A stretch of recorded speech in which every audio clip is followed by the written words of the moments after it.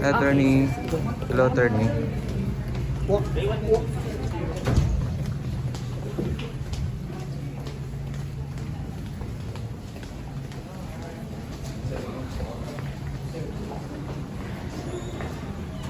Sorry. Diretso lang dito. Atras lang po, atras lang. Atras lang. Sir, yung kasama niyo, sir. Kasama niyo, mag-meeting. Para sama-sama kayo, sir.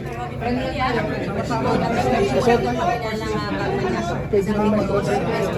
Francis, bago daw sila umalis. Dapat pala. Sama-sama. Konti lang, abanti lang. Isang ano lang. Isa pa sa kabila, eh. Okay, abanti lang. Konti lang, lalabas lang.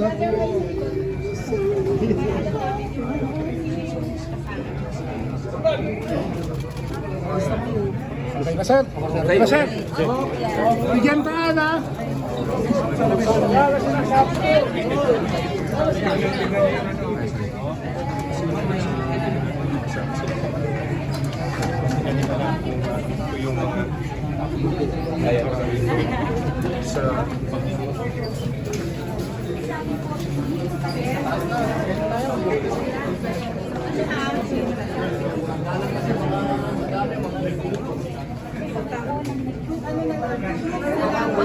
Actually, Blue Ribbon Committee hearing sa second floor. Samantalang sa floor naman, ang Mga kasangbahay, kasama po ngayon ni Senator Robin Padilla yung 18 mga